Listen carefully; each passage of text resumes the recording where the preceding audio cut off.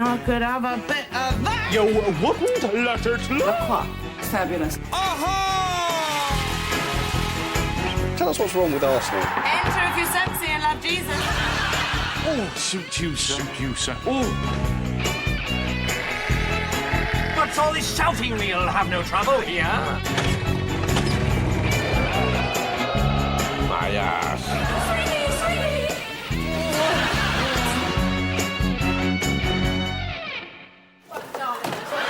Hello, Jennifer Saunders here. That's me 20 years ago. What a mover, such grace and such elegance.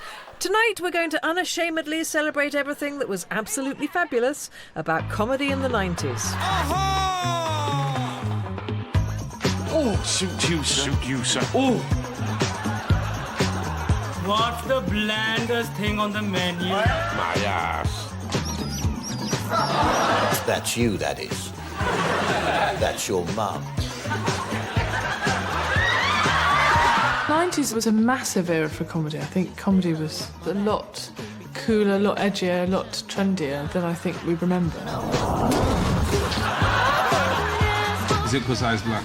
Not at all. You didn't have to follow the rules that had been set down. It's people started to be able to just get on with being funny. Hello, Dad. Personally, I think they were a great time for comedy because I got work.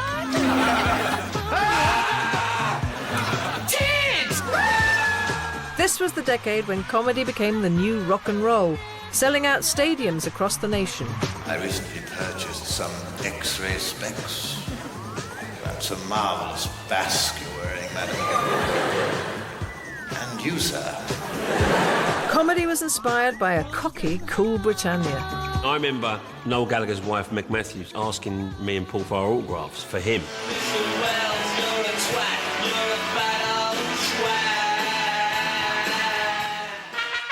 Uptight political correctness gave way to the new lad. She said, "Is that Frank Skinner?" I said, "It is." She said, "Look, you don't know me. I'm sorry to bother you, but I just wanted to listen to your voice whilst masturbating." I said, "That's amazing. How did you know I was masturbating?"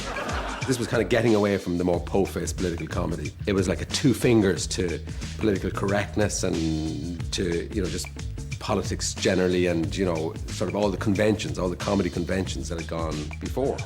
The 90s was the decade that the catchphrase made a comeback. Cool. It's the one catchphrase I get the most of. Nice. They'll go great, I'll always go nice. And they'll go, ooh.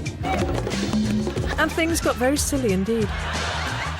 Vic and Bob said, "It's okay, be silly. Do what you want." Caprice. After a long day being photographed, do you go home and have a nice, long, relaxing pool?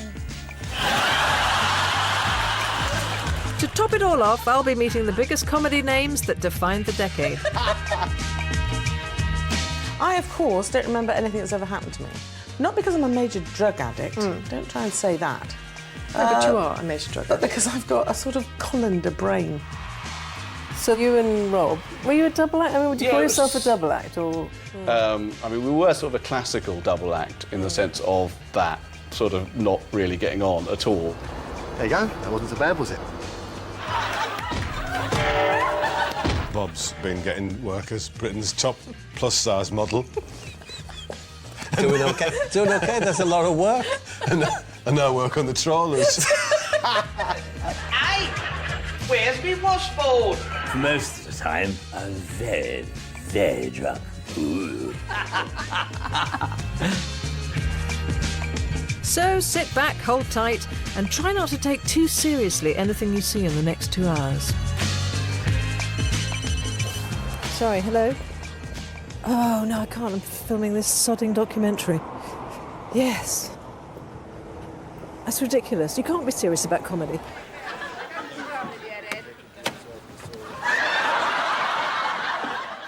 So in the 90s, there was this great feeling that things were happening, things were changing. Nelson Mandela was being released. New Labour was on its way, and my husband, Adrian Edmondson, was finding more and more hilarious ways of hitting Rick Mail over the head with the frying pan. At the start of the decade, Aid and Rick hit new depths of immaturity with Bottom. And when it came out, millions of viewers tuned in for a mix of ultra-violence and old-fashioned slapstick. So how many ways are there of hurting Rick Mail? There are some probably I haven't yet discovered.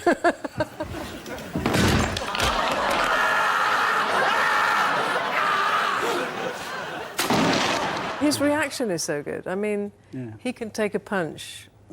It's, and- well, comedy violence is a kind of ballet, and you both have Yeah. to be doing it. It's a pas de deux, I believe. And you both have to be on song, really. Yeah. Because anyone can do that. It's how someone reacts to it. I always remember seeing Rick, especially in the live shows, when he'd be lying there on the floor, I'd be kicking him repeatedly in the bollocks, and he'd be doing that.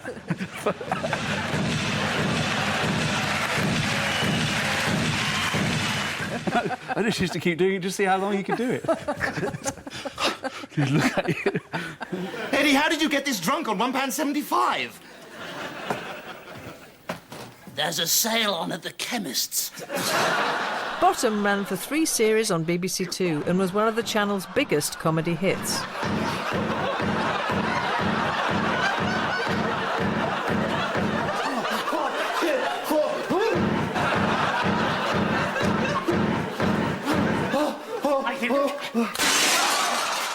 So how did Bottom just Well, came Bottom from? was just, you know, Rick and I had always had our kind of relationship, and it had been slightly subsumed by the young ones, so so we just kind of brought it back, really, and did what I think is... I know it wasn't as kind of novel, and it never had the kind of... the surprise of the young ones, because nothing had been like that before, Yeah. but I always thought Bottom, minute by minute, is funnier. There's more gags in it. That's it! I'm going to write to my MP. Why? Because I love her. Eddie, Tony Blair is a man! She's not! She's not! She is! She is! She's not! She's not! Quiet! Spectacles. The Bottom Live show started the 90s revival of taking big shows off the telly and playing big theatres. Oh, that's great! I love surprises! Ha ha ha!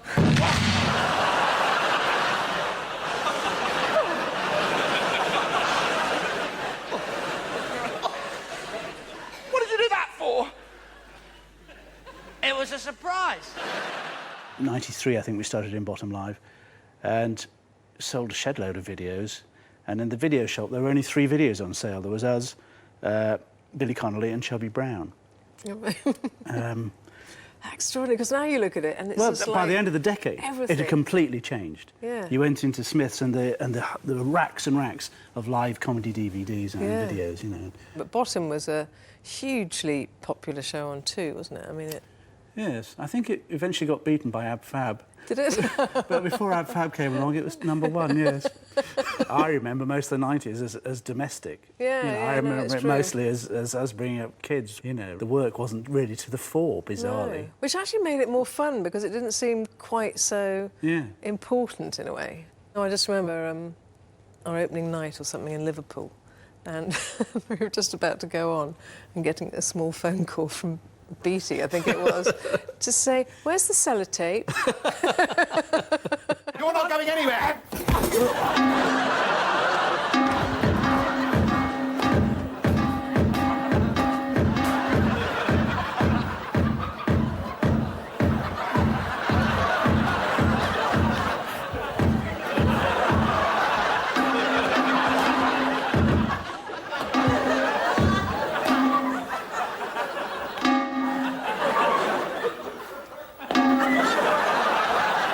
You're not going anywhere, mate.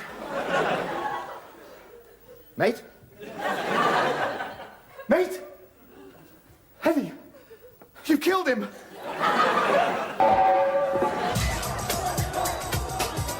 While Bottom's violence was slapstick, on the streets of Britain it was very real. 1990 saw some of the worst rioting in decades as people protested at the introduction of the Tory government's new poll tax. The future looked very grim indeed. The poll tax riots were probably the last big political gesture that I remember. And possibly after that, because it was a kind of grey major generation, we just thought we'll have to live it up despite them. And there became this kind of hedonistic feeling. People went to raves and out clubbing. People were drinking a lot and thinking, why would I have to stop? It was people without breaks. And that's why I wrote AbFab, because it was about that generation. It was about people living it large.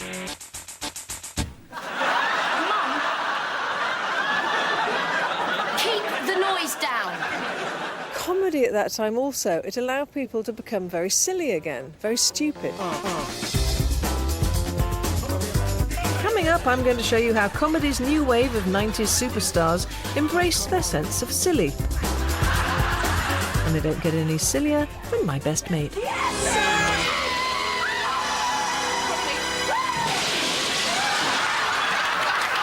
happened? This is the last shot, isn't it, or me? Oh, good. Or is it?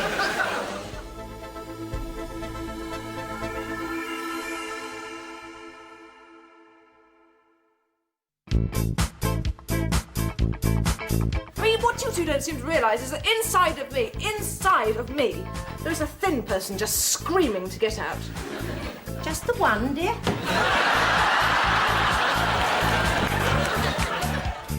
I'm Jennifer Saunders, and this is my big, exciting show about comedy in the 90s. A decade where things got very silly indeed. Obviously, I'm taking it very seriously. Later on, we'll be taking an in-depth look at acute schizophrenia from 9:20 to 9:23. And afterwards, what else but euthanasia? We're going to be talking to a couple of people who pulled the plugs on their elderly mother, so you better watch out, dear. Anyway, now over to Eureka for the weather. No, sit. Now, one of the best parts of my job in comedy is just messing around with your best friend all day. And in the 90s, it was particularly marvellous for this particular best friend and I, both together and apart. She rather bizarrely calls me Fatty. I call her Dame Dawn French off the television. Hopefully she's here.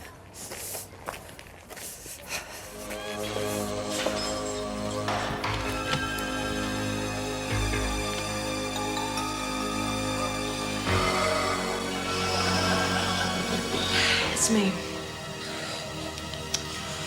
Been under a lot of stress. I am fed up of this selfish, childish sort of behaviour. It's unprofessional, upstaging, and attention-seeking, and you are not going to get away with it. Do you understand? Dawn French off Yes, the television. That's me. Do you remember the 90s at all? I, of course, don't remember anything that's ever happened to me. Not because I'm a major drug addict. Don't try and say that. No, but you are a major drug addict. But because I've got a sort of colander brain. We met in 77. Do you remember that? Yes. 77. That's exactly right. Yeah. When we both went to the Central School of Screech and Trauma. Indeed. And in fact, I think the very first day I saw you... The very first? The very, very first day I saw you, you were in a leotard. Yeah, and that would probably be the only time I was ever seen in a leotard. When me and Dawn started out, we were swept up in a wave of comedians bucking against the racist and sexist comedy that was popular at the time. We became known as alternative comedians. A few years later, the BBC decided Dawn and I should have a series all of our own. We're coming, miss! We're coming in a minute! God, what time? Oh, that's really lovely. Dave would love that. He loves would. geography. You should get that for him. Oh, it's £2. I can't afford that. I always liked French and Saunders. I love the sketch shows, and still, to this day, if I'm in a gift shop, me and my wife will still say, nick it, nick it, nick it, nick it. Which is from a Dawn French, Jennifer Saunders sketch from 20 years ago. Nick it. Nick it. Can't nick it. Nick it! You nick it! This is lovely, isn't it? This writing paper. French and Saunders was a massive influence. As a teenager watching French and Saunders, you either identified with Dawn's character or Jennifer's. And, I was always just fascinated by Jennifer and how underplayed she was and understated, but she could still get such massive laughs. Can I tidy that drink up for you? Well, yeah. Do you mind if I don't have any more of that red stuff? Can I have a Baileys? Now then, what else can I tell you on behalf of the Wives Association of the Gulf? Well, the compound, right? We've got... But by the 90s, I mean, it must have been third series, probably. By the 90s. Third series of French. So it's getting the hang of that. So I think we'd really kind of got the hang of it then. Yeah. And we did become mainstream. Well, I tell you what I do know about the 90s. The 90s was the time when we did separate projects. Yeah. 1991, I went off to adopt a baby. Yes. And you wrote a minor, I call it a minor sitcom. Yes. Called Absolutely Flabily or something. Fabulous, Yes. it was called. Absolutely And fabulous. A lot of people have seen it. It's I- very, very popular with gay men. We'd already done that sketch. Yes. The mother and daughter sketch. Mother and daughter sketch. Modern mother and daughter sketch. Yes. And so I thought, well, that's a character that I think I can talk. Yes. Quite a long time on. You know, I can. Do you know what I'd do know if her I was voice. you? What? At this point, I'd show that original sketch. Oh, okay. Yeah, do that. Jean-Pierre and Melissa are coming over, darling. And Bettina's coming over, and she's bringing her new jewellery collection that I want you to see, darling. And her son Cosimo, who you adore. I don't adore Oh, darling, he's an Adonis. So come down and share a joint with us later. That was a really great relationship to base a sitcom on, in a way, because it hadn't really been done, I don't think, before.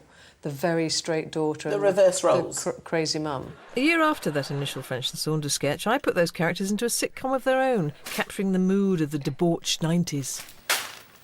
Open them. No.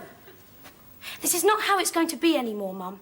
I'm not going to be here just to put you to bed, to feed you, stub out your joints, clear up the sick, lie for you, disapprove of you. And not just you, you as well. Cesspit from hell. I think we then did another French and Saunders series. I think we did, you see. And then I think I did The Vicar. Okay. After that. I remember that coming about. Do you? Yes. Do you not remember? I got some I vague remember memories. one day you rang me and you said, Richard Curtis has just sent me a script about a woman vicar. And we both made this face. Oh, it'll never work. Oh, no, don't do it. It'll never work. Yeah. But for some reason you chose to do it. A boy called Peter gave me this. Look, from Peter Rabbit to his Flopsy Bunny. Thank you for letting me fill your burrow. Yeah. I didn't know how you could possibly play the main character who was a bit good. I wanted to play Alice, mainly. Right. I could see the jokes with that. And I think that's what you and I had talked about as well, Yes. is that... Either it's buck teeth and halitosis or I play the other one. Yeah. Yeah, well, what say you? We meet up after Evensong, Mr. Producer, and reminisce. Oh, you've forgotten to pick up the phone. I know! Really well written, really well acted, really funny and really popular. I mean, Thanks, I thought you hated it. Tick says, no, I didn't like it. I think we are quite open about our jealousies, actually. Yes. And so that's over and done within 2 minutes. Yes. And In fact, I think I remember when you won your BAFTA, I think I sent you a big bunch of flowers saying, congratulations, you utter Yes. I think that's what I sent you. So I think it's quite... I think you did. Despite our separate projects, Dawn and I were together again for another series in 1996. You go, David. You go and fly and bring me home some Wiener Schnitzel. I remember thinking that this would kind of refresh us a bit. Because it think meant that that's when we true. came back to do French and Saunders together, we had... Well, we just had a bit of outside influence. We had people to gossip about, for a start, other actors. No, I think it was a great thing, and I think it did save French and Saunders just, you know... I think agree. it increased the longevity, really, didn't it? I agree. Christmas was the big kind of... You knew you'd made it if you got your Christmas special. Yes. Well, we were delighted when we got were delighted when we got our Christmas special. Yeah. I think it's because everybody always wanted to try and live up to the Eric and Ernie... Yeah, that's true, isn't it? And I think we all laboured under the misconception that we could ever be anywhere near as good. Yeah. But you wanted that Christmas Day slot. Yeah, and as an audience, you wanted, you know, those comedies on Definitely at Christmas. And we had, I think, by then, because you were doing Vicar and I was doing Ab Fab, Yeah. we probably only had time to do an FNS. That's right, I think for rather a than a few whole years series. we only had time to do Specials. And then they did become special because we only had a short time together. Yeah, and yeah, you could, yeah. and also you could choose from the whole year. You could do parodies of your favourite Yeah. film from that year. I have come to show you go warm. Near, far, wherever you are. I believe that your heart will go warm. Once more, I open the door, and you're here in my heart. Go warm. It's the kiss now. No, don't get funny. Don't get funny. And we're still going now. And still it going don't seem a day too long.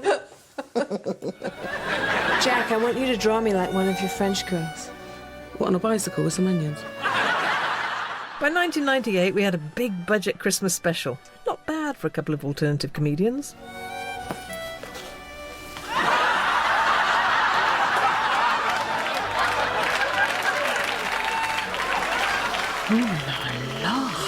Goodbye, old pal. Goodbye, Dawn French. No, keep the black jumper and the other scarf. I've got a spare grey one I'm wearing now. So, by the early 90s, the alternative, as it was known, had gone a bit mainstream. And the alternative to alternative was very silly indeed. In the early 90s, under the Tories, Britain was in a recession and the housing market crashed. But we had a very British reaction to all this. We went out and we had a laugh. And waiting for us in the comedy clubs was the next wave of comedy talent. And if you don't shut your mouths, I'll break your bloody legs. From all these rooms above pubs and all these rubbish nights where nobody turned up and everything smelt of piss and beer, people made careers for themselves. The guy I worked with said, come to my girlfriend's college. It was a nursing college, and he was involved in a review they had on there, and the central character was a guy called Vic Demure. Bald head, rockabilly shoes, tie, walking around, massive collars, glasses like this. It was a very, very productive time for comedy. I think it helped define, it meant there was going to be a decade of very good television as those people broke in. Lee Evans was reinventing physical comedy. But, have we got a towel there? We got a towel? We got a towel? We got a... Oh, great. Thanks. Eddie Izzard revived the tradition of surreal comedy. 2, please. 1 and 1 OAP. What? Look, are you coming? My grand's still at home. No, I'm not coming. Got stuff to do. I've got to sit around and talk weird for a couple of years. From the north, Frank Sidebottom's TV show introduced us to a soon-to-be very popular comedy character. I'm raising money here. I'm filling in the squares to send an Eskimo to Disneyland. But you're going with that Eskimo, though, aren't you? Of course, somebody's got to chaperone him round Euro Disney, haven't they? But it was here, in South London, that a daft double act who would shape the 90s were honing their skills in pubs and this community theatre. I get a lot of letters from people saying, how can I get into comedy? And I think the only way of getting into comedy is really by doing it. And the two people who became big stars in the 90s put on their own shows here at the Albany Empire. After the break, Vic and Bob will be giving me their own unique take on 90s comedy. Come on then, guess this one. That's a lizard, isn't it, Alan? That's quite right. Very good. All right, what's this? Oh, I expect that's a pigeon or a blackbird, Alan. No, it's me stroking two beautiful little ponies there.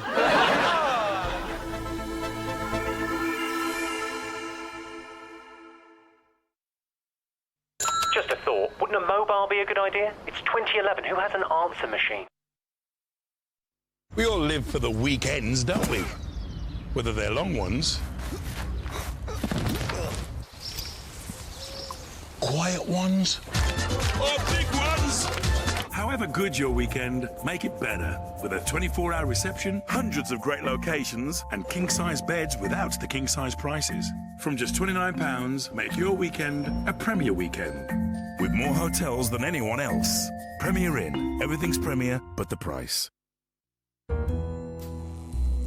Energy can be a bit of a mystery. But knowing how much you use needn't be. Energy Smart from British Gas is a free monitor and free online service where you can view exactly what you use. It could help you save energy and money. So, mystery solved. Look after your world with Energy Smart from British Gas. If you always buy the same instant coffee without even thinking about it, how do you know there's not a coffee you'd enjoy more? Why not try our smooth and luxurious Pure Gold? It might surprise you. Over 250 years of expertise has gone into capturing an even richer coffee aroma to make you an even better cup of coffee. Dow Egberts, your choice. This is Jeff. Jeff saved £200 on his car insurance at Money Supermarket, and now he feels epic. Jeff, you're so Money Supermarket. Car owners of Britain, you're so Money Supermarket. You don't even know it. Maybe it's because I'm tired. Maybe it's because the dog's watching. Maybe that film did freak me out. Maybe it's something I ate. Maybe it's the economy. Maybe it's something else. 40% of men over 40 may have suffered from some degree of erectile dysfunction. ED may be treated. Don't make excuses. Talk to your doctor. To find out more, visit 40over40.com. Who can resist a good sweet and sour? Invite the world to dinner with Uncle Ben's sauces. I'd like the following terms and conditions to apply to my car insurance. I want to be able to pay for my premium. With my credit, debit, or club card. Insuring my first car or my taxi. Tesco Bank Car Insurance is designed with your terms and conditions in mind. With an exclusive discount for our club card customers. Tesco Bank. Every little helps. My brother Freddie, he's an actor and a model. And my brother Adam, he works with architects. I like to work hard, play rough. Freddie, on the other hand, he likes to play it smooth. Freddie orders some mini skinny latte. No milk, no sugar, no this, no that. My brother just drinks espresso. Freddie loves all the attention he can get. For me, being on my own, it's wonderful too. He's got his ways, I've got mine. To be honest, you'll never find me and Fred driving the same car. Steak? Again. Sushi. Some time to let you know.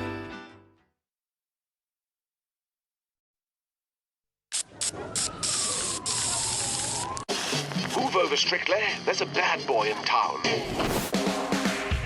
Out of the ballroom and onto the streets. Following the crews battling it out in Britain's original street dance event. Wow. Street Dance starts Saturday at 8 on 4.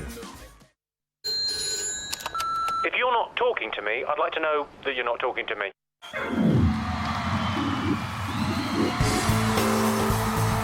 Saunders here. Now, in the early 90s, something truly amazing happened to British comedy. Acts who started in clubs and then moved on to TV stardom went one step further. As the decade progressed, comedians played venues previously reserved for rock bands.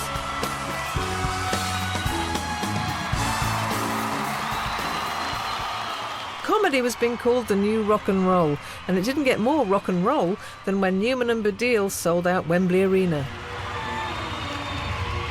I do not look stupid. We do not look stupid. You, oh. You bugger. Newman and Baddiel had done a show with Punt and Dennis called The Mary Whitehouse Experience. And their show really appealed to teenagers. See that Peter Beardsley?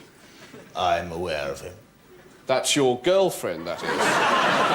Oh, ha ha ha ha ha. Almost overnight, they had a huge potential audience of the type of kids who would normally go and see bands. And they were selling that number of tickets. That was when that cliché of comedy being the new rock and roll came out, right? In the 90s? Yeah, that was early to mid. That was when Newman and Baddiel. Newman and Baddiel sold out Wembley, right? Oh, that's a pivotal moment. I thought you were going to say just sold out. They never sold out. They never sold out. Well, I wonder if I could begin tonight's discussion with a question, a simple question perhaps, but one which I feel at this late stage in the century should be asked, indeed needs to be asked. And that is, are you Or are you not, in a very real sense, looking at me? But that's the shittest place to see a comedy gig. The idea that, like, it's going to be cool to see two men doing stand-up in a fucking football arena. Isn't that a bit silly? Maybe it was cool. Football, Joe? It's the Cathedral of Kings. Like rock and roll, comedy was now filling stadiums and offshore bank accounts. Stuff like that just made us jealous, you know, because we've never made any money out of anything, and they were raking in. It appeared that they were raking in billions. They were raking in billions. And Frank Skinner, he was making money hand over fist, and they were all getting very rich off it, I suppose. Where are they now? Doing really well. And where are we now? Not that well now. There you go. But it's here in South London that the seeds of comedy becoming the new rock and roll were being sown by the decade's most influential double act. This is Deptford, South London, and this is the Albany, and I'm here to meet Vic Reeves and Bob Mortimer because here they did a lot of their early shows. It's a pleasure to meet you. Lovely long stick there, and I wonder what we've got on the end of the stick tonight. That's it, ladies and gentlemen, all cry out. Well, we're about to finish this, but they've turned up, so this is Vic and Bob. Hello. At the Albany, which used to be called the Albany Empire, didn't it? But this is where we used to buy our props at this market here. Yeah. We used to get a lot of ideas from the props. We knew that there's something would come of it. Let's have a look round. Let's have a look round. Now what's my definition? My definition. My definition. My definition. So when were you here at the Albany then? Late 80s? I would say 88, 89. Enjoy dressing up as a worm, right? What he's going to do is slipping right across the stage. We always ended the show with a big quiz. Right. And this is the sort of thing you might win. A tap at an unusual angle. See this here? That'd mesmerise you as you're peeling your sellotape off, wouldn't it? You'd never get any rapping done. No, that's what I call a broomhead, and I think you'd agree. Look at that, look at the size of that. Now there you are, look. OK, now that's perfect. That's this what drum kit is that's what we're perfect. looking for. That's yeah, we know a bloke's small enough for that. What could we do with that? That is cracking, isn't it? You take that off and put the Who on it.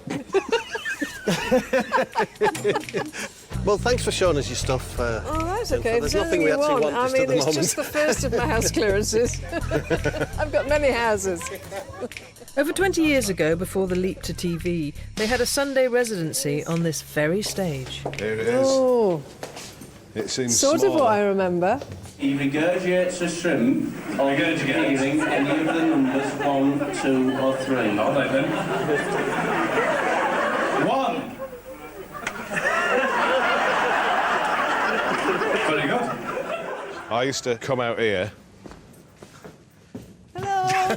And then I come over to this area And they here. say, what do you want? I used to sing a song first and do a lot of that. Yeah, a lot of that. But my high kicks were fantastic, though. I used to kick myself in the face on right up there. You could kick them on the balcony, couldn't you?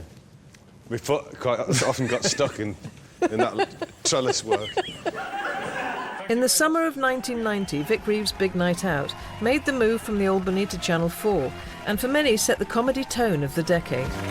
Oh, when the moon is in the southern sky, and Jupiter lies... We'd gone through the 80s thing of comedy having to be sort of fairly political and politically correct, certainly alternative comedy, and you were in one camp or another, and Vic and Bob said, it's OK, be silly, do what you want. Action, image, exchange. That was an incredible moment, and for me, all else followed.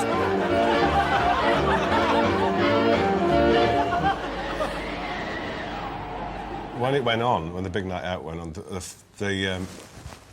the next day there was how many complaints? And one of them was Matt Lucas. Of course, yeah.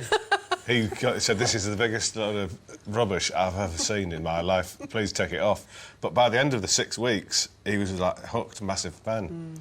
So I think it was probably quite disturbing for a lot of people. Thank you, Alan Jones, for bringing me on. No problem at all. Hey, Alan, it's brilliant to see you. Much work since your voice broke then?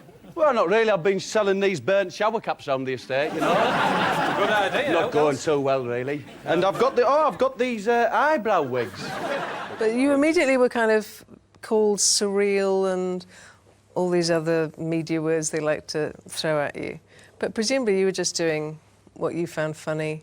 Well, we were, yeah. And I still don't think it's very surreal. It's just it's vaudeville and slapstick. yeah. Who did you have influences? I mean, who? We went to Los Angeles. We were going to go on a nice bike ride, but it rained for 3 weeks. So we stayed in and watched the Three Stooges for 3 weeks and came back with a new idea. It's each other.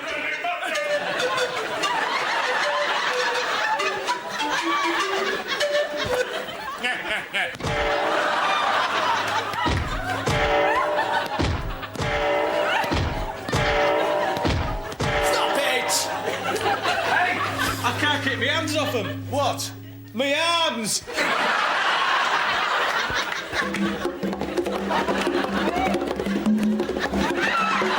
The smell of was kind of like, that was us having the money to actually put on screen our version of what light entertainment should be. Yeah. You know, with the money. We had some better props, didn't we? And we did some more filming. We left the studio. We did location for the first time. Oh, right. Okay.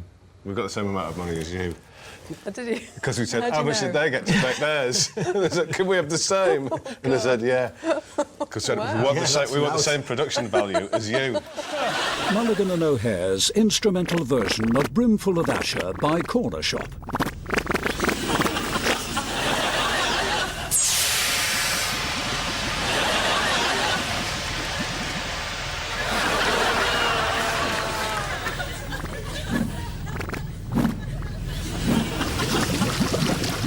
Like all great light entertainers, music was an important part of the Vic and Bob experience, and the boys took it to new heights.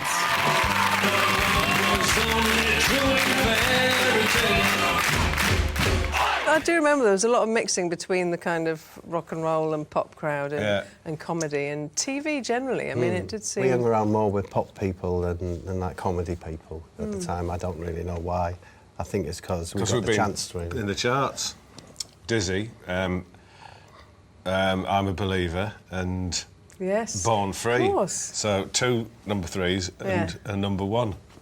Never had number 2. Then I saw her face. Now I'm a believer. But they used to put us on the front of NME every week. It suddenly put a comedian on its front cover. Vic Reeves is the funniest man in Britain or whatever. And I think that was the start of this comedy rock and roll thing, I think. Certainly some performers became so successful they needed to perform in bigger venues. I mean, when I went on tour with Jim and Bob, the first tour, it was crazy. You know, we had a police escort at night.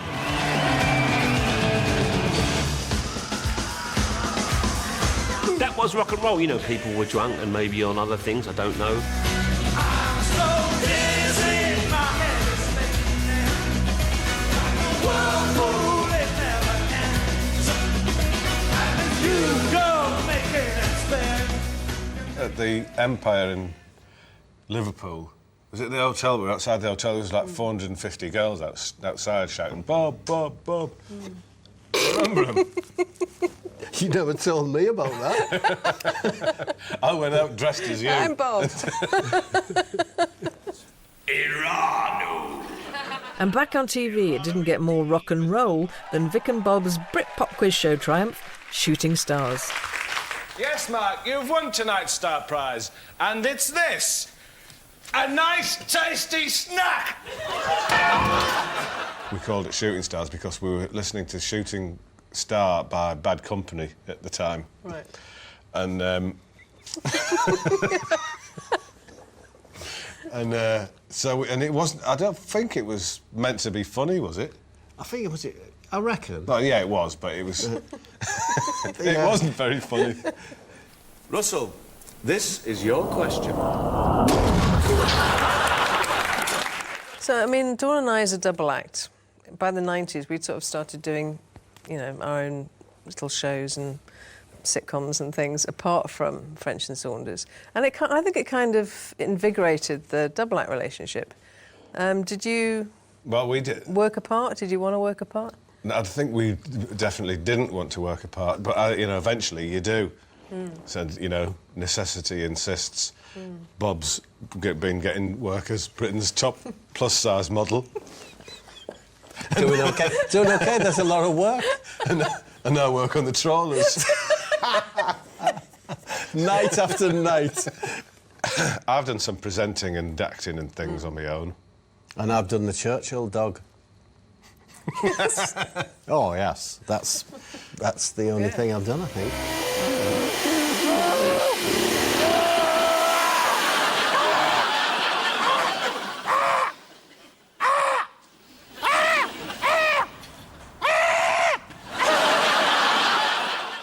At the beginning of the 90s, my double act was on a break, so I had a bit of time on my hands. And it was just about this time when we were becoming very aware of PR. PR was into everything.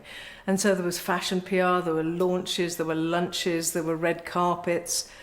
And combine that with bad parenting, cruelty, alcohol and fags, and you've got a sitcom. In 1992, Dawn was having a break, but a rather nice man at the BBC said I could have a series all of my own. The first script of AbFab, which was written by Jennifer in pencil in an exercise book, and was, and I'm sure she won't mind me saying, it was the only time we got a complete script before we started filming. As time went on, we learned to cope with this. Jennifer used to write the script the night before filming because she needs, I guess, kind of to really shut her sphincters tight and give herself an adrenaline hit. So she would write it the night before. Everybody was having a heart attack because they said, how do we build a set? Then she'd mail it over to me, and it was just a mess. Then I'd start changing the lines, and then the next day, they built a set and did the show. Oh, God, why am I so fat? You're so fat. I am. Why? Well, for a start, you eat too much, you drink too much, and you take no exercise. Darling, darling, please. It's far more likely to be an allergy to something, isn't it? Safi was played by the wonderful Julia Sawala, and I didn't know who to cast as Adina's best friend Patsy until I saw an ex-model, now actress, sending herself up on Ruby Wax's The Full Wax. The professor said nobody'd be here all day. What am I supposed to... I saw Joanna Lumley in a play where she was playing Imelda Marcos, and she was hilarious. And Joanna Lumley was on the way out. You know, nobody kind of remembered who she was. And I went backstage, I said, do you know, I'd never seen it before, somebody really good looking and funny. It's against the laws of nature. Yeah, absolutely. Well, I'm spoken to that. I said to Lumley, play the, you know, like the sad end of your career, and she did it. Have you spoken to Max? No, I mean, He's so very difficult to talk to, actually. He's just so wet. Yeah, I know. This girl is do you know how old she is? No, what age is she? Do you know how old she No, says she? no. She says she's 24. Do you Yeah, know how old she is? no. 35. She's standing there in front of me. Yeah. She's standing Yeah, there yeah, in yeah, front of yeah. me. I can't believe it. And that was the beginning of Patsy. Oh, Susie, it'll be my car. Darling. Pat, darling. Sweetie, your car's here. I thought I might scrounge a coffee. No, well, darling, I can't. I'm in a dreadful rush, Susie. I can't. Saf is here, though, all right? What are you wearing, Eddie? La Croix. It's fabulous. Good, thank you. I totally loved Absolutely Fabulous because it seemed to me that you had the young ones and then you had Absolutely Fabulous as two sitcoms that changed the way you could write and perform a sitcom. It was women behaving like spoilt men. And that hadn't really been... I don't think that character had been shown before. Right,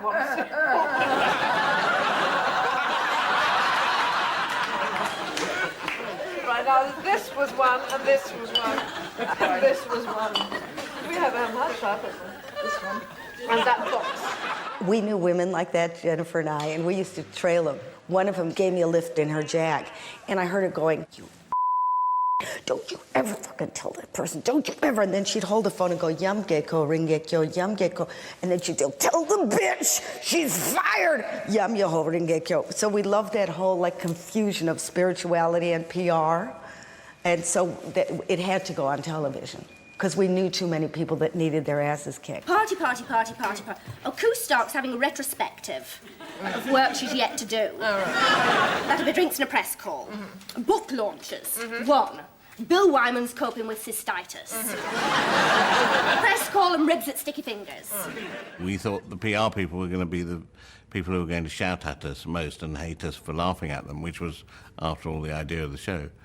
In fact, they were the first people to go, hooray, you noticed. We do something important. We PR things. I'm sorry, Mum, but I've never really seen what it is you actually do. PR!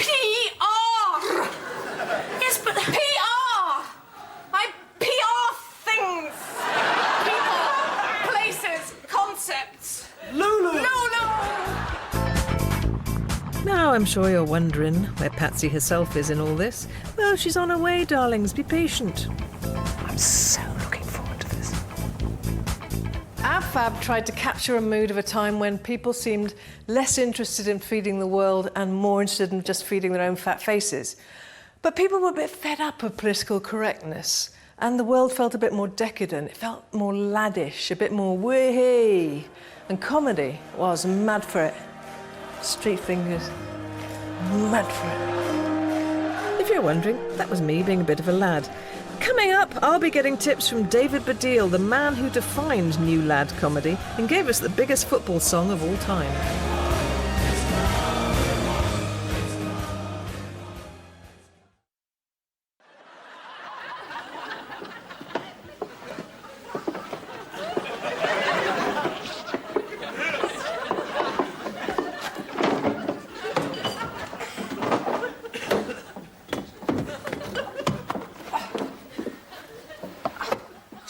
Someone's taken the steering wheel! Adina and Patsy did a lot of drinking, smoking. In fact, they mainly did things that they shouldn't really have done. And I think in the 90s, women were a lot more visible being bad. It was the beginning of the lad and ladette culture. I mean, I don't think Patsy and Adina were ladettes because they were high-class drinkers.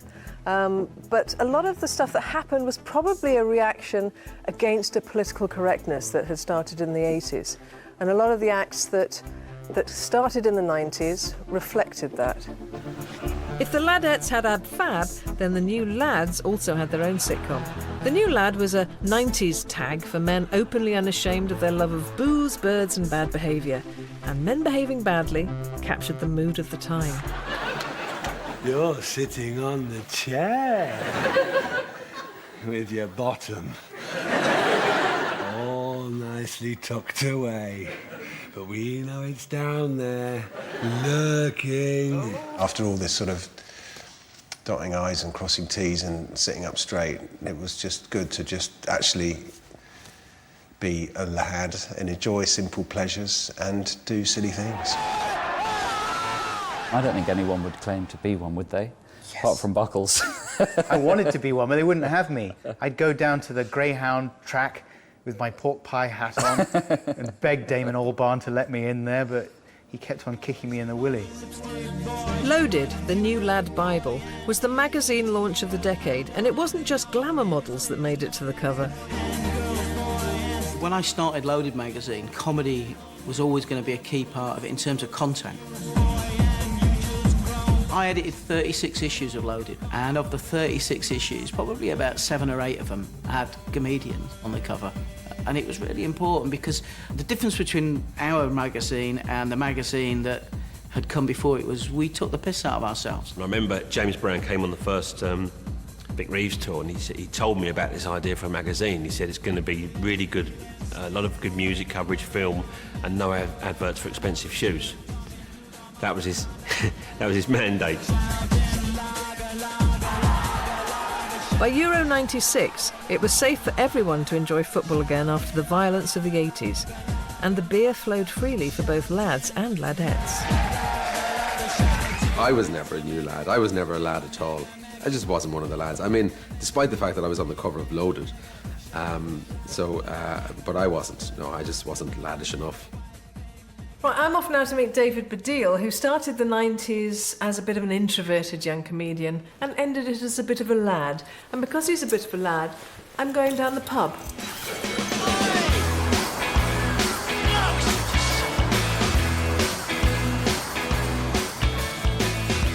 David Baddiel is the man who'd already made a killing as one half of the Wembley-filling double act Newman and Baddiel, first seen on the Mary Whitehouse Experience. See that Eddie the Eagle Edwards? Yes. That's you, that is. That's your mum. In 1990, we were on the cover of City Limits, which you may remember was and it the said... alternative to Time Out. Well, it was like the more PC, the more kind of left-wing Time Out. And we were on the cover of that, and it was a picture of Rob rather crassly pretending to be a page 3 girl, and I was laughing. Right. And it was a piece about, oh, here's a bunch of people coming along who are, you know, not as political as the previous generation of comedians. Oh, here I am. You know, I'm going to talk... These are my flaws. Yeah. I drink too much. I drink... I watch might, a lot of porn. Yeah, exactly. I'm going to talk about pornography, I'm going to talk about football, and I'm going to do it with a sense of, I know this is meant to be shameful because I know about the new man thing, but... Let's come clean. Let's come clean, yeah, and this is what we like. And I think initially that was very refreshing. We hate Tottenham and we hate Tottenham. We hate Tottenham and we hate Tottenham. We hate Tottenham and we hate Tottenham. We are the Tottenham haters. You see, I still don't know what that song is trying to say. Well, for me personally, I think the theme of hating Tottenham comes across quite strongly. Really, I always thought it was a song about spring. Well, your most recent... So then you and Rob, were you a double act? I mean, would you call yourself a double act, or...? We were a sort of, not really like you and Dawn are a double act. I mean, we were sort of a classical double act in the sense of that sort of not really getting on at all. There was one particular occasion we were doing Leicester de Montfort Hall. We weren't actually speaking except on stage, and thus I didn't watch, even when we used to perform together, we did lots of separate stand-up, so I didn't watch his act. So I did a new bit in my act, and it clearly trod on a new bit that he was doing, but I didn't know he was doing it. And he was standing in the wings, and he hadn't spoken to me for about 4 days. I hadn't spoken to him. And as I came off, he just went, you fucking you absolute fucking These are the first words he'd said to me for about 4 days. And it was because I'd done a gag that had trod on a gag of his that he was going to do, but I hadn't realised it. Yeah. Confrontations like these led to a split. The brilliant Rob Newman has continued to tour, write acclaimed novels, and still finds time to campaign on political issues.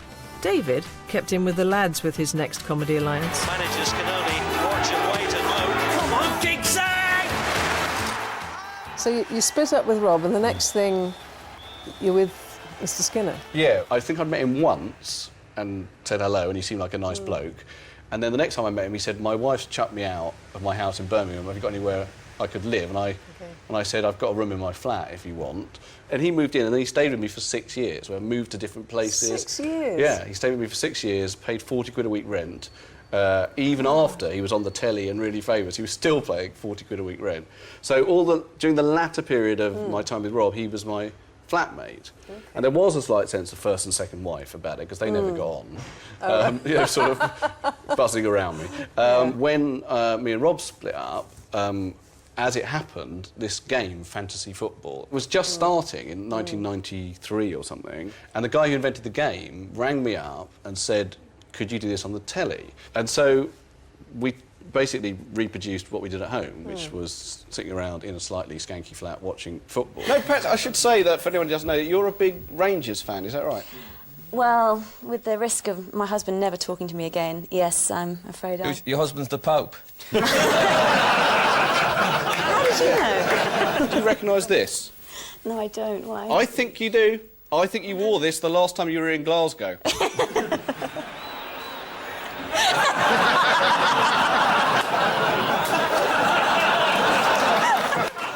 And you had a #1 hit. Yeah, unbelievable. How did that come? I mean, how did you come up to write the lyrics on that? Ian Brodie of the Lightning Seeds, God bless him, was asked to write the song for the England team. And he phoned up me and Frank and said, you two are the most visible football fans in the country and the one who football fans think of as, you know, their voice on the telly. So do you want to write the lyrics? And I remember sitting down and talking about all these other songs and about how their essential starting point was, we're going to win. This time more than any other time, yeah, we're going to win. And obviously that has turned out, tournament after tournament, not to be true. So I thought, well, our thing is being real to some extent. It's being what it's really like to be a football fan. So let's write a song about how we're probably not going to win, it's all going wrong, but somehow or other we hope we will rise through that and win against all the odds. We still believe. We still believe. We still believe. It's coming. think that's what chimed with people lyrically. That's good, because you could still love your team even if they were doing badly. You could still sing the song. That's right, and that's a very football experience, Yeah. you know, but especially for the England team, you know. True fan. Yeah, true fan.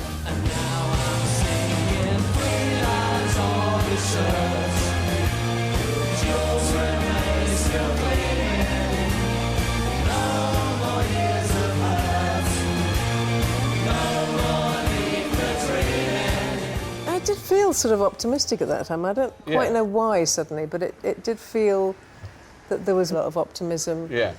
A lot of British success, it seemed. Yeah, and I think also the sort of lifting of some of the Puritanism of the 80s, Yeah. I think is important, because Yes, although the I think 80s did do brilliant stuff comically with getting rid of the worst aspects of the politics of Yeah. comedy and culture in general from the 70s, it then did impose quite a hefty new Puritan thing where you couldn't basically talk about enjoying life and pleasure or whatever. Yeah. And the 90s reopened that, I think. And I think that was partly to do with comedy and the way comedy changed. What happened? I was going out with this woman, right, and I was absolutely in love. I was besotted, right, really was. And we had something electric, you know. Well, some of the stuff we used was electric, right? And I found I loved her that much that just saying her name over and over to myself used to arouse me, right? The fact that her name was Throbbing Vulva probably got something to do with it. I think it's true to say that it became less important to be politically correct and to be on the left. It seemed old-fashioned. Frank Skinner was being, you know, all of a sudden he was going in a laddish direction, which, you know, a couple of years earlier, you know, they would have hung you up at the Comedy Store for doing the sort of stuff that he was doing. Now, I don't know if you've ever tried masturbating to a documentary about media coverage of the miners' strike, but it can't be done. What I always thought with Frank was, I mean, he wasn't, you know, like sort of Jim Davidson or Bernard Manning in the sense that he was so horribly racist that you couldn't even laugh at a joke because it was so vile. A lot of his stuff was just brilliantly constructed, really funny one-liners. The thing I liked when I was a kid was those kung fu films. Oh yeah. They were great. Oh, I love them. Enter the Dragon, eh? They'll fuck anything over there, you know. Listen, wait a minute. Religion was no longer taboo in the post-PC climate, and it gave us Channel 4's biggest 90s sitcom. I guess because I grew up in Ireland, you know, laughing at Catholicism was just, you know, that's what we did. You know, I give you Father Ted. I don't think the point of Father Ted was to undermine religion per se. I mean, I think it kind of did it inadvertently, but I mean, I don't think that was the intention. The intention was to create a wonderful, warm, silly sitcom. Ted, look, there's a fortune teller. Come on, we'll have one go in there. Don't waste your money on that stuff, Dougal. Oh, Ted, you never know. There might be something in it.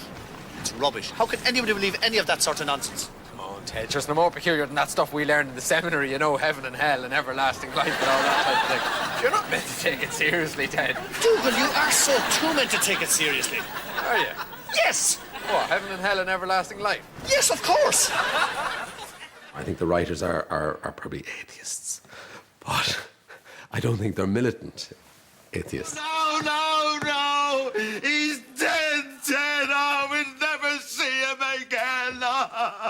We'll see him in the next world. Oh, yeah, sure. The characters, grotesque as some of them were very, very endearing, very lovable. And I think it did the church a big favour at a time when they were being attacked from all sides because of the abuse scandals that were just emerging in those days. Even racial stereotypes were fair game again, but this time with a bit of a 90s twist. Damn it, yeah. Bombay is the restaurant capital of India. So how come every Friday night we end up here, eh? Because that's what you do, huh? You go out, you get tanked up on lassis and you go for an English. I think it's no accident that our most popular sketch was Going for an English, which is a real just complete role reversal of a bunch of drunk Bombayites going to an English restaurant and asking for the blandest thing on the menu. Jams! Right, first up we'll have 10... No, 12 bread rolls. And bring some of that fancy stuff. Kya hota hai ye? Butter. Ah, butter, yeah. There's a sort of wealth of understanding behind that. There was understanding from the British audience that is us and we do behave that badly. Oh, God, is that how we are? But also that we, as performers, were willing to say, well, we can behave just as badly. You know, this sort of prejudice does go both ways. And I think that was sort of, you know, that the 90s sort of made all that possible. The right sort of things were in place. Right, we'll have 2 scampis, 2 gammon steaks, one with the crap on the side, 1 cod mornay, steak and kidney pea, and chips. Char. 24 plates of chips. Like most decades, the 90s didn't really get going until the middle. And it felt very confident and very cocky. It felt kind of Spice Girly, a little bit Robbie Williams-y, and towards the end a bit Tony Blair-y. And comedy had a bit of a swagger about it, a bit of a Liam Gallagher about it. Except not such an arse, obviously. Coming up, as Britain became cool Britannia, comedy's next generation of superstars were about to stamp their mark on the decade. You are a shop, aren't you? No, I am a lady.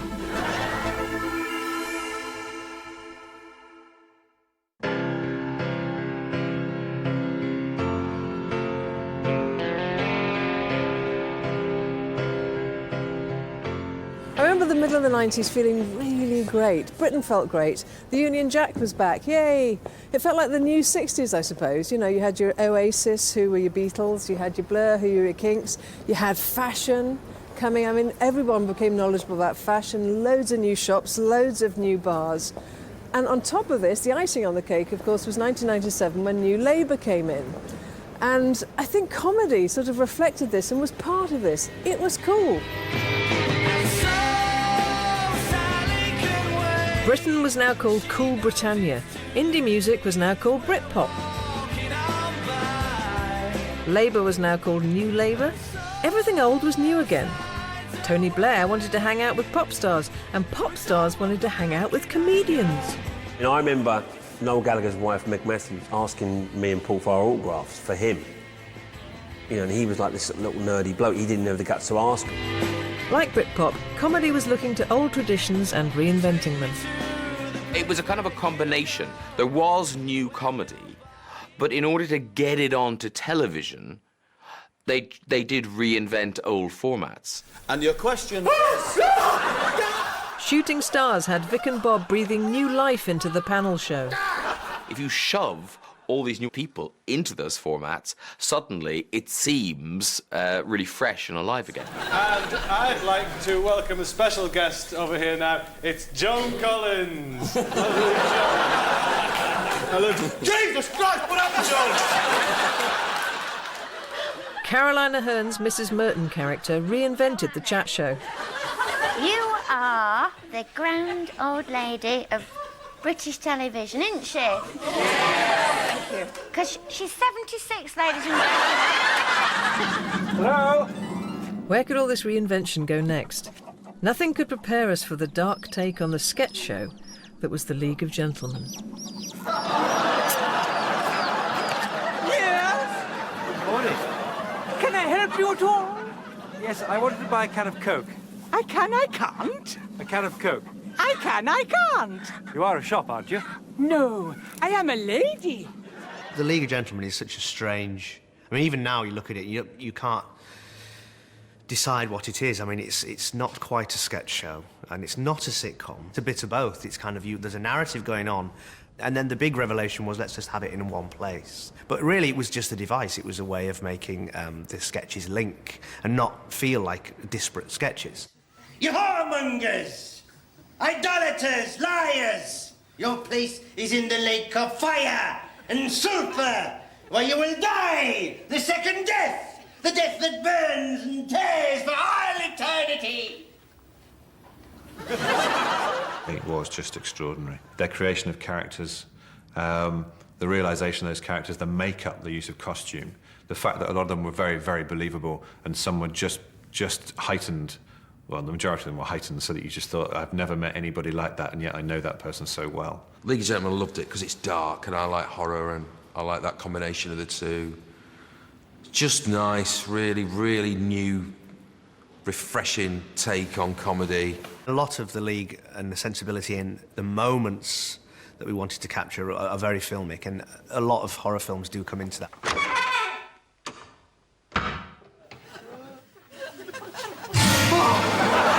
Play with us. tell Daddy of you. What do you mean? We'll say we came down here and caught you doing something naughty. Like what? Shaking hands with the governor of love. The postmodern comedy explosion of the 90s stretched into all areas of the genre, apparently. I don't really know what that means. I think what happened was something like The Royal Family came along, which was the most beautifully acted, beautifully written piece of comedy, but it was shot in a very different way.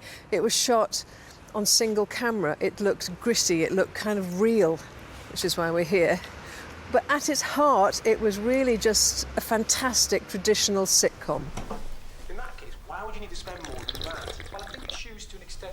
Mum, will you tell Anthony to stop slurping his tea? Anthony, stop slurping your tea. Look, Dave eats like a pig and you never say out to him. He does not eat like a pig. That's asthma. Thanks very much. The two of you could eat for bloody England. Dad, stop fiddling with yourself. I'm not fiddling with myself. Paid £1 for these underpants. Got 50 pence worth stuck up my arse. I can remember I was in Manchester making a pilot with Ulrika Johnson called Ulrika Johnson's Foreign Affairs. I was the sidekick. And they were filming the pilot of The Royal Family next door. And in the pub afterwards, the crew came in and they were all like, it's really weird. It's like, there's no audience. It's just people talking in real time. They're watching television. And we were like, oh, that sounds awful. Just how embarrassing. They're just going to have to shelve it. That'll probably never get shown. Throughout the decade, Caroline Aherne had been moving up the comedy ladder. But with her writing partner, Craig Cash, she nailed a formula that changed sitcom forever.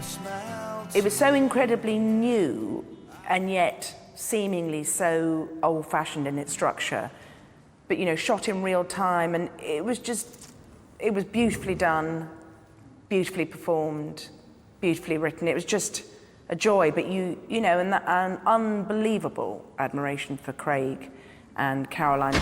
You all right? Hey, Dave. Hiya, kiddo. You all right? Yeah, smashing thanks, Barbara. Have you had your tea, Dave? Yeah. What do you have? Sausage and chips. Any gravy? No, my mum couldn't be arsed. Oh, I don't blame her. It's nearly summer. I read somewhere that Craig Cash was looking for someone to play the part of Dave, and in the end they said, we can't find anybody who could play this character. It's just you. And I think that's how he started to play it, because everyone said, it's just you, Craig, you know, you are Dave. I like gammon. I like pineapple. But I don't like gammon and pineapple. I mean, to me, that's sweet and sour, that. They're two different meals. A lot of comedy had always been big, you know, and suddenly there was this show that was so real and yet had lots of great gags in it and didn't have a studio audience. In our first series, I remember Ronnie fighting, saying, we mustn't have a studio audience. I don't want a studio audience. I want it to be like the Royal Family. That's the way things are now. Since 1998, the BAFTA-winning show has reshaped how we enjoy comedy. Think about all those gritty documentary-style shows that have come along. The Office, Peep Show, The Thick of It. It all started here. What sort is it? It's a Sierra. An estate? No, it's a saloon. Hatchback? Why don't you come and look yourself? You're one lazy little sod, you. Meanwhile, the North had given us another comedy game-changer. Hey up. Hoping this looks like Manchester. It's not, it's a London person's idea of what Manchester looks like. But we're here because one of the great character comics of the 90s came from Manchester, from the suburbs of Manchester, and he's gone on to be a huge film star. Steve Coogan. A decade before he took Hollywood by storm, Coogan was a jobbing stand-up. If I met Saddam Hussein, I'd probably have a bit of a joke. Because there'd probably be a bit of tension in the air. So if I met Saddam, I'd say, hi, Steve Coogan. And he'd say, Hussein. And I'd say, Hussein? Not you, that's for sure. Alongside John Thompson, he moved to character comedy, winning a Perrier Award in 1992. The Oscar-winning writer, Patrick Marber, got him back to his Manchester roots. Paul Calf was a character that Steve was doing when I first met him, but at the time he was called Duncan Disorderly. We put him in the Edinburgh show, and Paul Calf was the hit, I think, in that show. Hey, Bob, you know what MG stands for? Men sing great. Puff. You got a puff scar. The IRA have been forced into this position. At the same time, Coogan starred in a satire of the TV news called The Day Today with Chris Morris and Patrick Marber. Sinn Féin is a legitimate political party. To us, it just felt like a sketch show. To the people in it, it seemed like a clever sketch show. But its brilliance was the way they then assembled it. Mr. Wenby's week of hell ended at 11:30 this morning when his resignation was accepted by the Prime Minister. He then walked out of his office for the last time and left Westminster by car to meet family and constituents at his house in Gloucestershire, where he hopes to spend more time cultivating his hobbies. He is a keen cook and is also fond of collecting stamps. It's a very odd experience watching The Day Today now because it just looks like a training tape. At the time it was a satire, but it just looks like people at Sky and BBC News have basically gone, all right, that's how you do that. The Day Today also gave Coogan his most enduring creation. Time now for sport with Alan Partridge. Alan, you're a bit of a word man, aren't you? I certainly am, like words. Where would we be without them? Help you when you're having a chat. Alan Partridge was originally a sketch called Sports Presenter on the Hour. And then Armando said, oh, Steve, you do this guy. And Steve started doing a funny voice and we all started laughing. What about the horse? How's that handling? Well, Sir Danzig wasn't doing too well. He shied away from the water jump, and that's when I really began to lose it. Yeah, well, let me tell you, if you ever have any more problems with him, you could ride me round the paddock. Thank you. Anyway, I think that next year I'll have better luck. How do you ride a horse? Alan Partridge is one of the greatest comic creations ever, and I don't think Steve has ever bettered that. The perception of the character and how they see themselves is entirely at odds with how they're seen by the rest of the world, and that's exquisitely painful comedy. Aha! By 1994, Partridge had a show all of his own.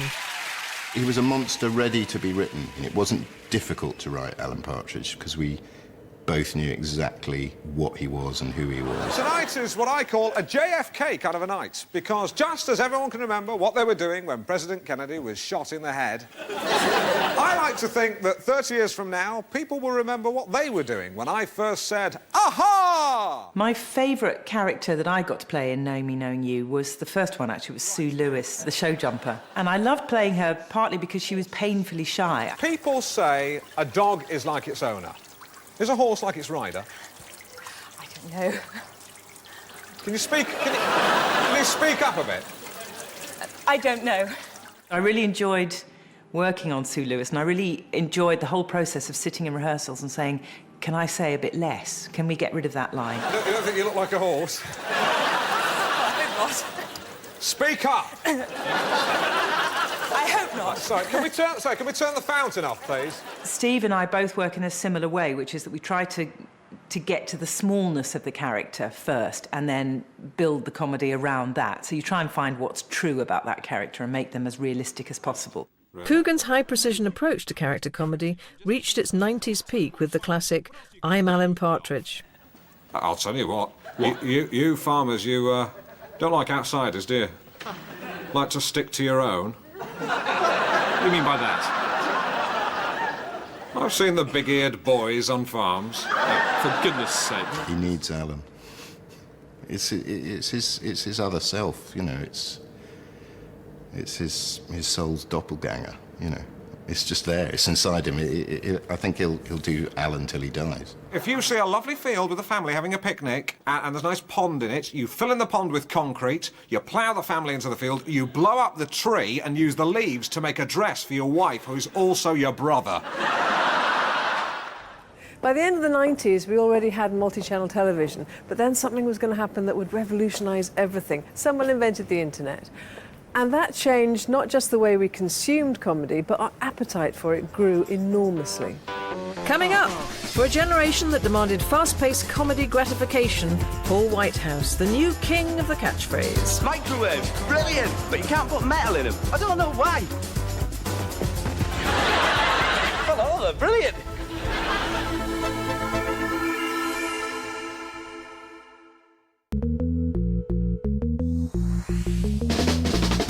So the 90s saw a complete reinvention of comedy as we knew it.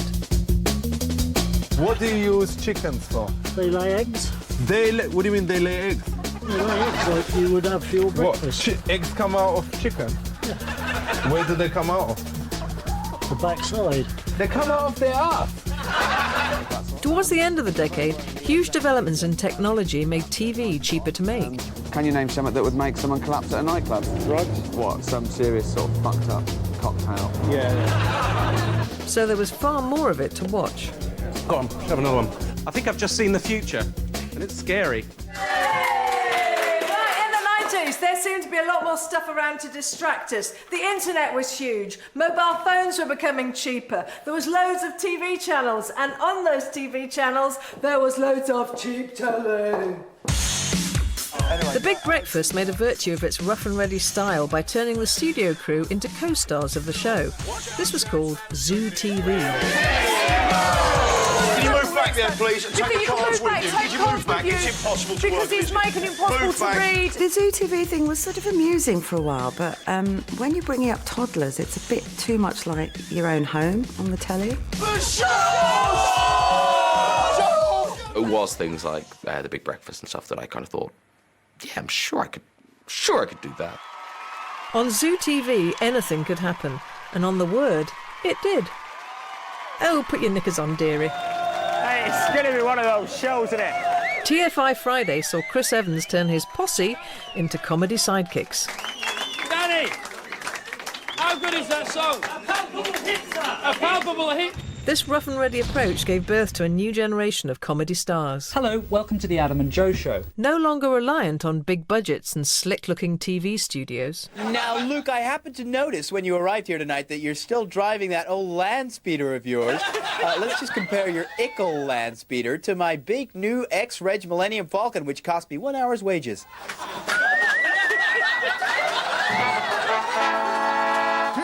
That wasn't very funny. The 90s, I suppose, was when consumer electronics started becoming maybe affordable. So we were kind of, I guess, the first generation for whom it was feasible to actually buy a video camera and film stuff and then edit it between 2 VHSs. So that was the significant thing, I think. At last, we can reveal the truth behind the rumour that 10 packets of space dust in a can of Coke makes your stomach explode. Watch carefully. But it was all about using just stuff in our houses. You know, if ever we had to hire anything or do anything grandiose, that was always a bad sign.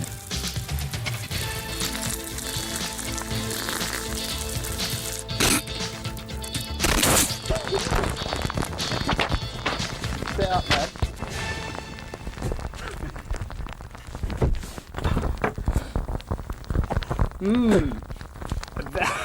Doesn't make your head explode, but it's very bad.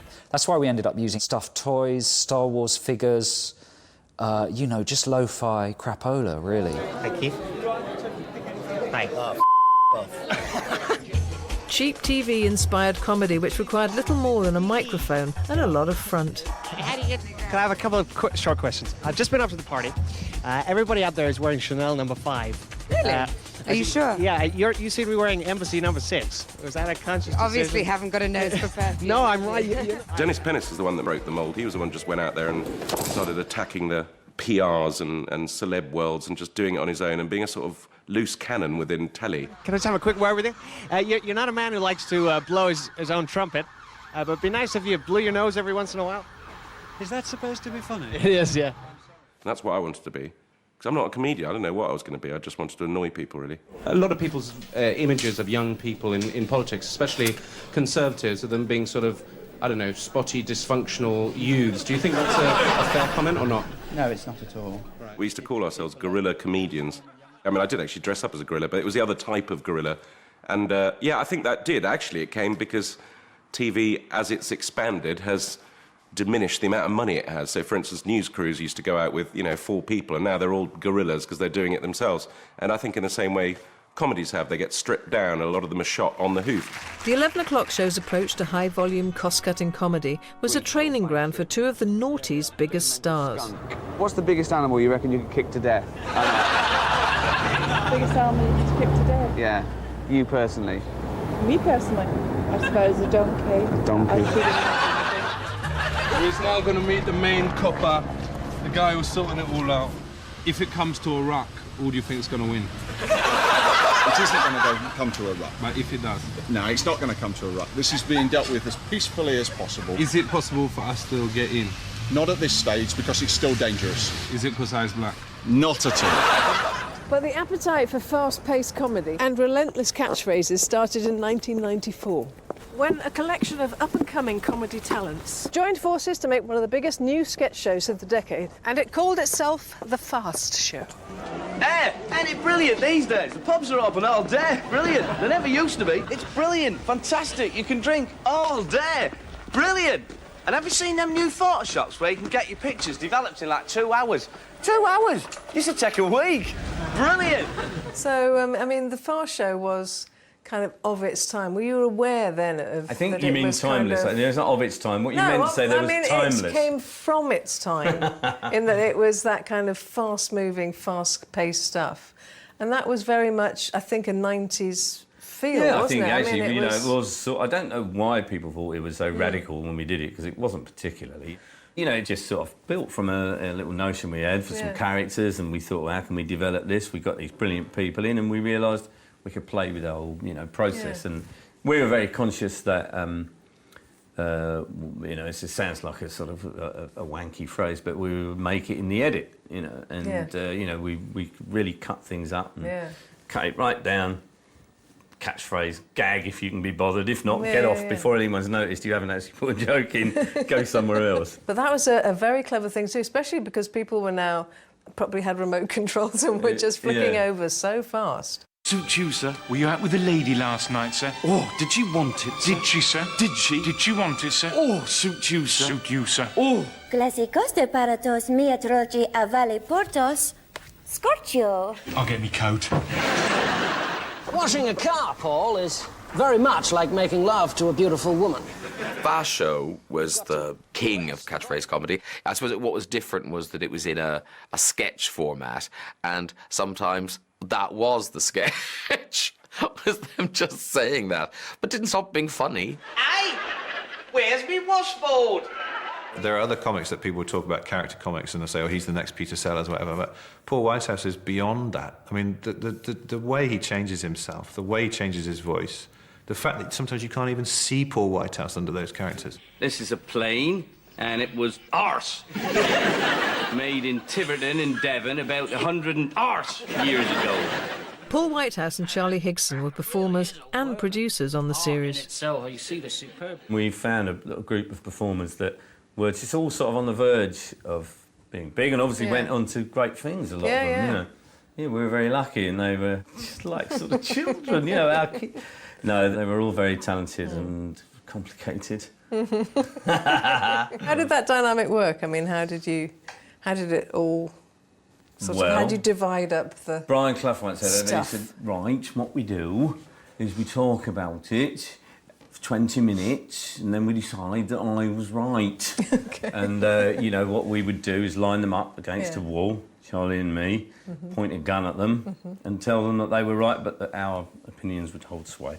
No, you know, look, Charlie and I did have this kind of final say, but everybody contributed their own stuff, you know, that was the beauty of it, you know, we're not stupid, you know, they were quite bright people, some of them, you know, some of them. He passed on worried and warning, carried away by a moonlight shadow. I think there was very different people involved in the show from different backgrounds. We did people in a pub, we did normal people, which people could resonate with. They go, oh, I recognise that person, you know. People always come up and say, oh, you're Dave Angel, it's just like my husband, or whatever. Now, the ozone layer protects you and me, and all the little kiddies, God bless them, from the sun's harmful rays. The ones that burn your bunts. These rays are forever pouring through those holes. What up? What up? What up? We all love a tan, but no one likes skin cancer. So have a think and have a heart. Excuse me 1 minute, will you, please? Shirley, don't do that, love. Shirley, will you... Don't do that. You know, if you lived in Britain in the late 90s, you sort of experienced the Fast Show by osmosis. You didn't need to watch it. Just everyone in the street would be doing it, and you become aware of characters and voices even though you couldn't place them in the Fast Show.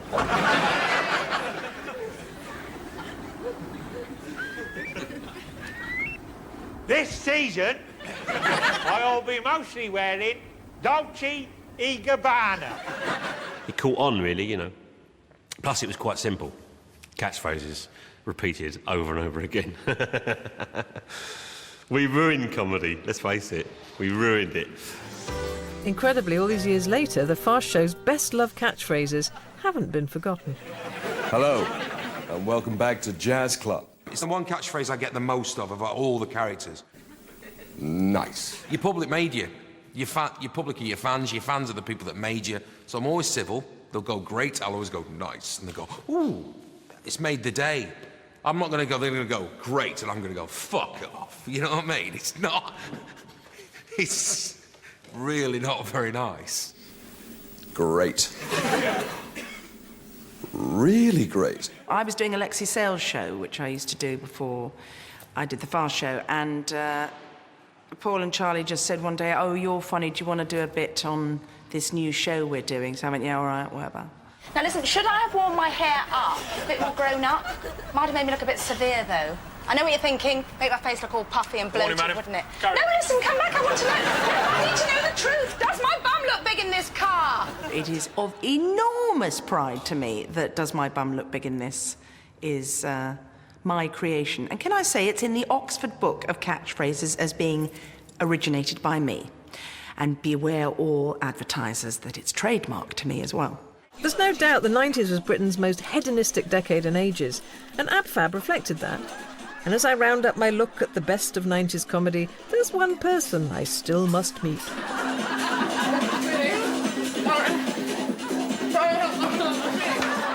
Doing Ab Fab was fantastic. It was so much fun that I hardly remember any of it.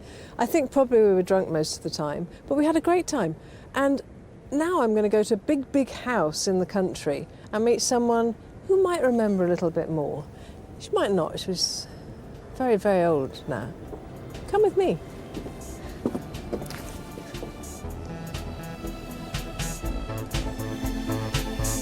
That's right. I'll be chatting about Ab Fab's legacy across the 90s with Patsy herself.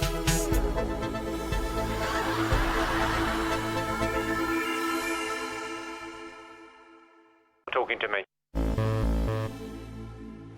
Just go here. So for me, the 90s is undisputedly my favourite ever comedy decade, and I was very proud to be part of it.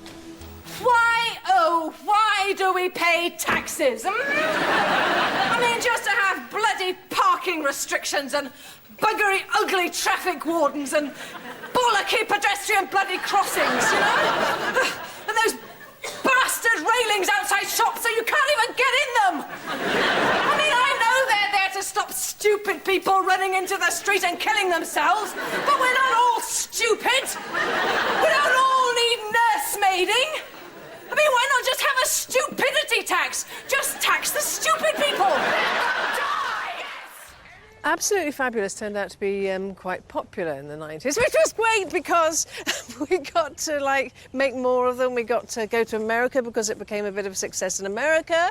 We got to go on Roseanne. I got to be on Friends. They made a French movie of it. I mean, it was fantastic. We had a kind of first-class living decade. But you see, Adina doesn't make any sense without Patsy, which is why I'm here, because she's on her way. Ab Fab was British comedy's biggest export of the 90s, blah, blah, blah. It embodied the decadent hedonism of the time, blah, blah, blah. So a decadent hotel seemed like a good place to jog Joanna's memory because she's very old. She's been doing some proper theatre work in New York for months, so it's been a while.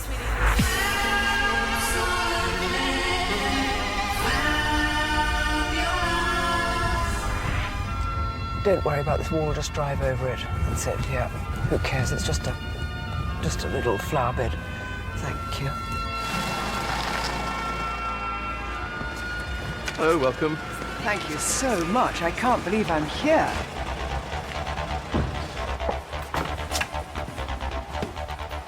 Babe, Joanne. Welcome to my lovely home. Hey, Looking fab. Oh, thank you. You're looking fab. So it's 20 years. 20 years this year. This year. I can remember meeting you for the first time because I knew what you looked like, obviously from French and Saunders. Right. I thought you were fabulous. I've since obviously dropped this opinion. But the thing is that I had to come and read a scene which was Patsy and Adina in a taxi. Yes. They'd organised a couple of chairs, I remember that. They'd Two put chairs Two in a chairs. BBC It was office. really in a BBC office. And I'd read this phenomenal script. I'd never read anything like it in my life, and I terribly wanted you to... Very kind. to like me. I mean, look at you. You've been a fantastic mother. You've let them ruin your figure. Your stomach is stretched beyond recognition. You've got tits down to your knees, and what for God's sake? For a pothole who's worn nothing but a purple nylon tracksuit and a Gaza t-shirt for the past 2 years. Cut the cord, darling.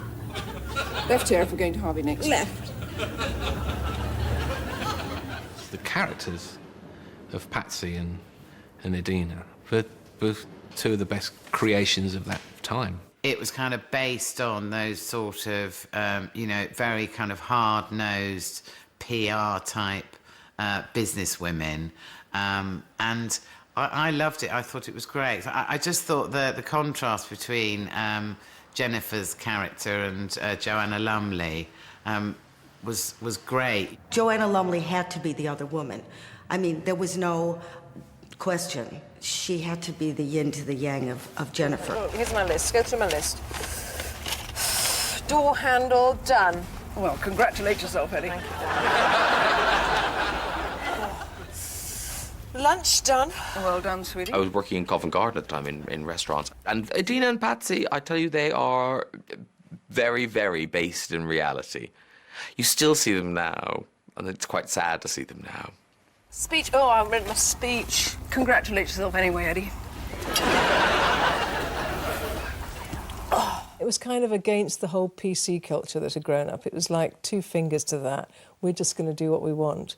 And being women, I think it made a bit more impact. You know, today's bloody no smoking day. Oh, God, bloody no. You don't do no smoking day. Don't do bloody no drinking day, do they? Drinking day. No shooting people day. No. Do they? Have that. No wearing bloody awful clothes. Do they? These aren't supposed to be great role models, are they? I mean, they're supposed to be bad people. They were bad people. I mean, Adina sort of represents everything that's kind of neurotic and self-obsessed and obsessed with money and having everything, and that idea that in the 90s, choice was the thing. Everyone should have choice. But choice just meant that you could never settle on anything. Yeah. I mean, they actually were best friends. Oh, yeah. I think that was part of the success. How many times in your short and beautiful life have people come up to you and said, oh, I'm Patsy, and this is my friend Adina, and she's Adina, I'm Patsy. Yeah.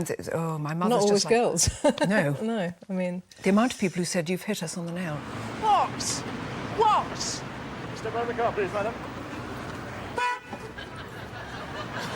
Hey, what the hell? Pig, what do you want? What are you doing to her? What's taking my friend to hospital? She's sick. Eddie, I'll help you. Hang on. But I thought it would work in London, the southeast of England, where people knew where Harvey Nicks was. Yeah. I didn't have an expectation that it would have a massive audience. I thought it would have, a Londony, an urban audience. But it doesn't account for the success with truck drivers in Ohio. I mean, why did they like it? I can't imagine. Well, I'll tell you why, Miss Saunders. Okay, tell me because why. It was You tell me beautifully why. written and very, very funny. And if things are good, it doesn't matter what they are, or where they're about, or what they're about, or what they contain. If it's good, it works. That's the truth of it.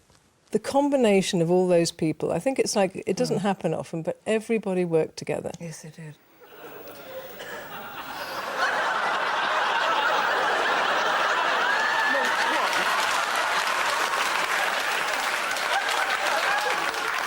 Well, I don't think there's any rain on the way.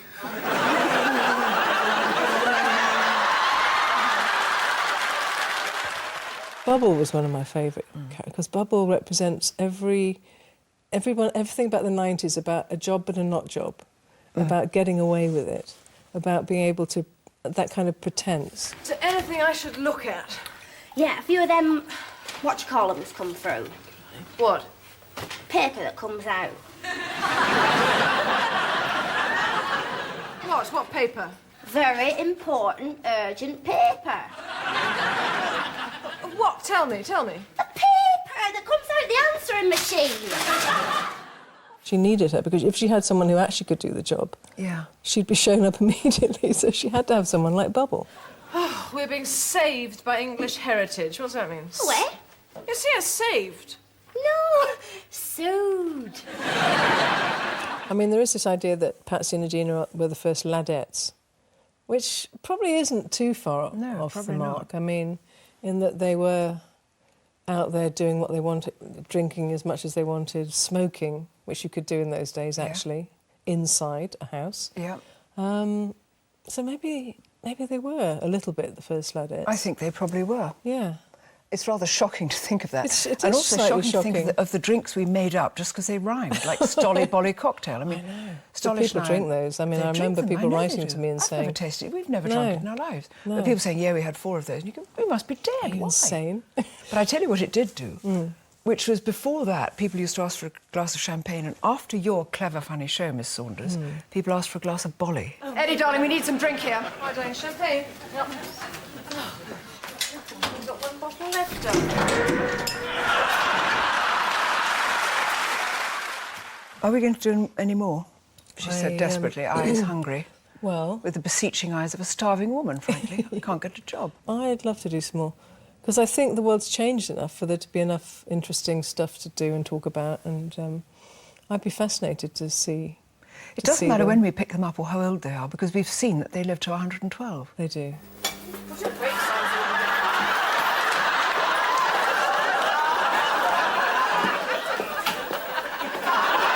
I was in my 30s, Adina was 40.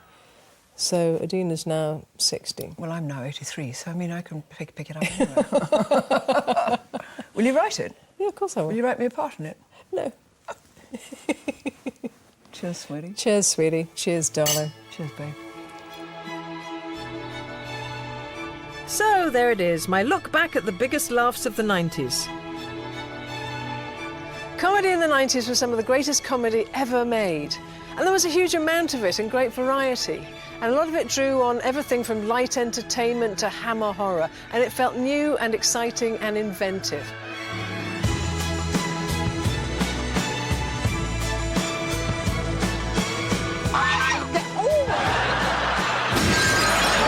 So in the 90s, comedy and a love of the ridiculous kept recession blues at bay. I can't keep my hands off them. What? Me arms! What was once called alternative became mainstream. Enter if you're sexy and love Jesus. The rebranding of Britain, thanks to New Labour, New Lads and Cool Britannia, gave comedy a politically incorrect swagger. Enter the dragon, eh? They'll fuck anything over there, you know. You've had most of your anatomy photographed. I wonder if you thought about maybe bringing out a book and letting us see a few internal organs, possibly your kidneys, fallopian tubes.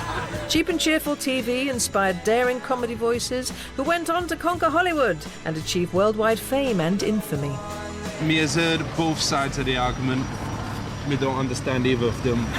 But me is well up for a rock anyway. It was a time to just be ridiculous. It's like, kiss my tits. Come on. That's you, that is. There was some good comedy in the 1990s, and I feel very lucky to have been part of some of it. Am I right?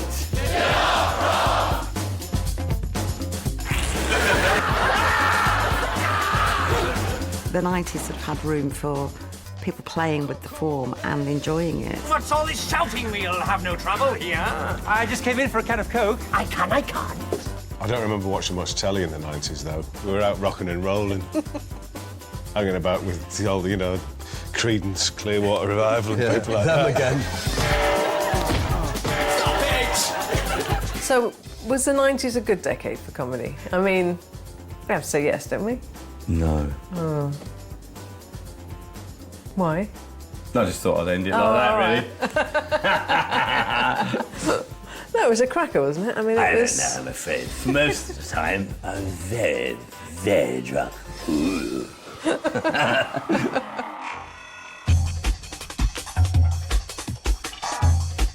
Well, adding to the present-day comedy bank, Nick Grimshaw and Peter Serafinowicz join the regulars for 8 out of 10 Cats this Friday at 9. Then Dermot O'Leary, Barbara Windsor and Mickey Flanagan take on the host in Chris Moss Quiz Night at 9:35. Next tonight, Primal Scream set at the Orange Rock Corps concert at Wembley.